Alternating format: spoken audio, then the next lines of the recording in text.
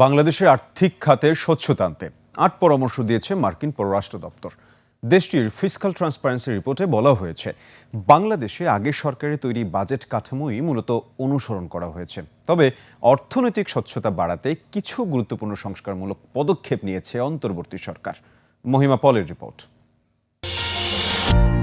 ওয়ালটন এখন দেশের সীমানা পেরিয়ে পৌঁছে গিয়েছে 50টিরও বেশি দেশে। ওয়ালটন, ঘরে ঘরে বিশ্বজুড়ে। বাংলাদেশের আর্থিক খাতকে আরও স্বচ্ছ ও আন্তর্জাতিক মানদণ্ডে উন্নীত করতে ৮ সুপারিশ করেছে যুক্তরাষ্ট্র। মার্কিন পররাষ্ট্র দপ্তর থেকে প্রকাশিত ফিসক্যাল ট্রান্সপারেন্সি রিপোর্ট বা আর্থিক স্বচ্ছতা প্রতিবেদনে এই পরামর্শ দেয়া হয়েছে। প্রতিবেদনে বলা হয়, অন্তর্বর্তী সরকার পূর্ববর্তী সরকারের বাজেট কাঠামো বহাল রেখেছে, তবে স্বচ্ছতা বৃদ্ধির লক্ষ্যে কিছু সংস্কারমূলক পদক্ষেপ নেওয়া হয়েছে। পূর্ববর্তী সরকার অনলাইনে বাজেট প্রস্তাব ও অনুমোদিত বাজেট প্রকাশ করলেও বছরের শেষ হিসাব সময়মতো দেয়া হয়নি।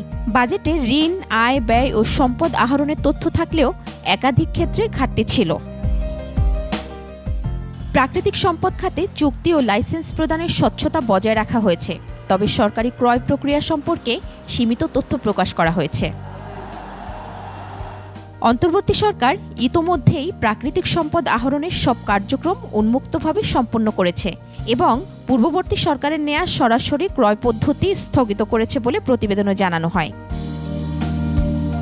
প্রতিবেদনে বছরের শেষ হিসাব যৌক্তিক সময়ের মধ্যে প্রকাশ, আন্তর্জাতিক মান অনুযায়ী বাজেট প্রস্তুত, নির্বাহী কার্যালয়ের ব্যয় আলাদাভাবে দেখানো, বাজেটে সরকারের রাজস্ব আয় ও ব্যয়ের পূর্ণাঙ্গ চিত্র প্রকাশ সহ প্রাকৃতিক সম্পদ আহরণ সংক্রান্ত চুক্তির মূল তথ্য প্রকাশ করার সুপারিশ করা হয়।